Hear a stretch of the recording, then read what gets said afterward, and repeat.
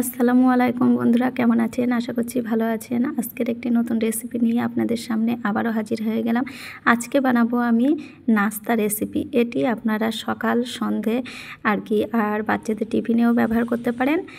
আর খুব সহজ পদ্ধতিতে আমি বানাবো ডিম দিয়ে পরোটা রেসিপি। চলুন তাহলে রেসিপিটি দেখা যাক। এখানে বন্ধুরা রেসিপিটি বানানোর জন্য আমি এখানে 2 কাপ ময়দা নেব। এখানে আমি 2 কাপ ময়দাটা নিয়ে নিয়েছি। এখন একটু স্বাদ মতো লবণ দিয়ে দিয়েছি আর একটু সামান্য চিনি দিয়েছি আর দিয়ে দেব একটু তেল। এখন ভালোভাবে আমি হাত দিয়ে শুকনো উপকরণগুলোকে ভালোভাবে মাখিয়ে নেব কিছুক্ষণ ধরে তাহলে ডোটা খুব সুন্দর স্মুথ হয় আর পরোটাগুলোও খুব সুন্দর হয়। এভাবে হাত দিয়ে ভালোভাবে শুকনো অবস্থাতে আমি কিছুক্ষণ মিশিয়ে নিয়েছি। তারপরে হালকা গরম পানি দিয়ে আমি ডোটা বানিয়ে নিচ্ছি। অবশ্যই এখানে হালকা গরম পানিটা ব্যবহার করবেন, তাহলে পরোটাটা একটু নরম হয় আর খেতেও খুব ভালো হয়। দেখুন বন্ধুরা, কিছুক্ষণ পরে ডোটাও আমার রেডি হয়ে গেছে। এখন আমি আধা ঘন্টার জন্য একটু ঢেকে রেখে দেব। এদিকে আমি একটি পাত্র নিয়েছি, তার ভিতরে দিয়ে দিচ্ছি 2টো ডিম। আমি যে পরিমাণ ময়দাটা নিয়েছি সেই হিসাবে এখানে আমার 2টো ডিমই যথেষ্ট। আপনারা যদি বেশি বানান তাহলে ডিমের পরিমাণটা একটু বাড়িয়ে দেবেন। আর তারপরে দিয়েছি কোচানো পেঁয়াজ আর দিয়েছি কাঁচা লঙ্কা, স্বাদ মতো লবণ, আর একটু দিয়ে দেবো সামান্য পরিমাণ জিরে গুঁড়ো আর একটু হলুদ গুঁড়ো দিয়ে ভালোভাবে আমি সমস্ত উপকরণগুলোকে মিক্সড করে নেব।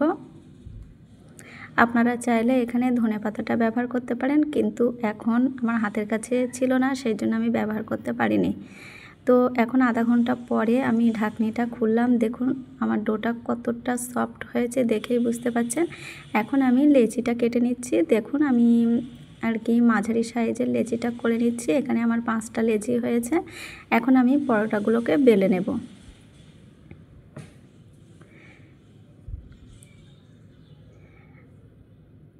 এখানে বন্ধুরা পরোটাকে আমি ভালোভাবে বেলে নেব। তার জন্য প্রথমে রুটির শেপ করে বেলে নিতে হবে। এখন আমি মাঝখানে একটু তেল দেব আর উপর থেকে একটু ময়দাটা ছড়িয়ে দেব, তাহলে ভিতরে একটু খাস্তা ভাব আসবে, লেয়ারটা ভালো আসবে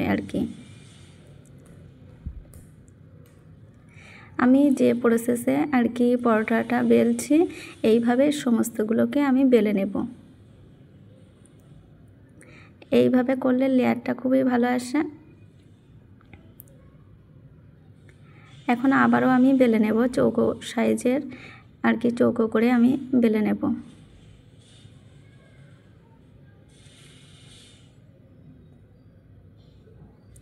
বন্ধুরা, আপনারা এইভাবে একদিন বানিয়ে খেয়ে দেখবেন। একদম কম ঝামেলা ছাড়াই কম টাইমের ভিতরে খুব দারুণ টেস্টির একটা নাস্তা রেডি হয়ে যায় একদম খুব তাড়াতাড়ি। এটা বাচ্চা থেকে বড় সবাই খেতে পারবে, টিফিনে খেতে পারবে।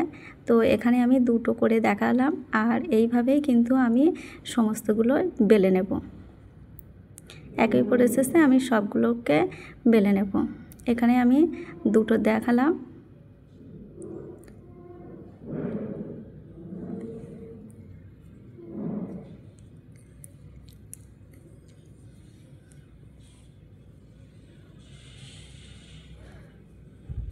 এখানে আমার আরেকটা রেডি হয়ে গেছে। দেখুন বন্ধুরা, এই যে দেখুন আমি একই প্রসেসের সমস্তগুলো বেলে নিয়েছি। এখন আমি তেলে ছেঁকে নেব পরোটাগুলোকে। এখানে কিন্তু প্যানটা গরম হয়ে গেছে, ফ্রাই প্যানটা। আর তারপরে আমি অল্প পরিমাণ তেল দিয়েছি, কারণ যেহেতু ডিম দিয়ে বানাবো তো শুকনো কড়াইতে দিলে অনেক সময় পুড়ে যেতে পারে, সেই জন্য আগে তেলটা দিতে হবে, তা না হলে কিন্তু পুড়ে যাবে। এখন আমি এই একই প্রসেসে সমস্ত পরোটাগুলোকে ডিম দিয়ে ছেঁকে নেব।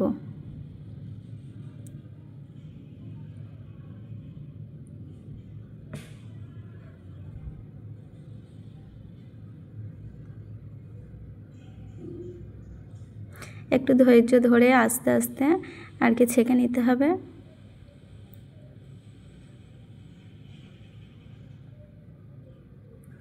এইভাবে বানালে কিন্তু খুবই নরম হয়, খেতে খুবই সুস্বাদু হয়। বাচ্চারা বড়রা সবাই পছন্দ করে। আর এটি আপনারা সকালে নাস্তা হিসেবে যখন হাতের কাছে কিছু থাকবে না তখন আপনারা বানিয়ে খেতে পারেন। দেখুন কত দারুণ ফুলছে, দেখেই বুঝতে পাচ্ছেন। এখন এখানে কিন্তু আমার একটা পরোটা রেডি হয়ে গেছে, এখন তুলে নিচ্ছি। আমি আর একটা পরোটা আর কি করে দেখাচ্ছি।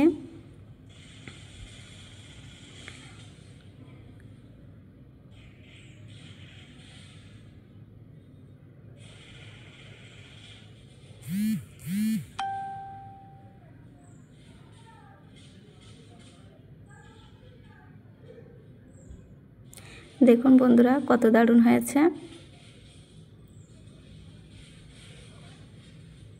আপনারা অবশ্যই একবার হলেও এইভাবে একদিন নাস্তা বানিয়ে খেয়ে দেখবেন, খুবই সুন্দর লাগবে। আর সবকটা পরোটা কি দারুণ ফুলেছে, আর কত সুন্দর হয়েছে দেখেই বুঝতে পাচ্ছেন বন্ধুরা। এখন এটা রেডি হয়ে গেছে, এই পরোটাটা আমি তুলে নিলাম। একইভাবে আমি বাকি পরোটাগুলোকে ছেঁকে তুলে নেব। এখানে বন্ধুরা আমি কিন্তু সবগুলো পরোটা আর কি ভেজে তুলে নিলাম। এখন একটি প্লেটে আমি রেখে দিচ্ছি। দেখুন বন্ধুরা, আজকের রেসিপি কিন্তু আমার এখানেই শেষ।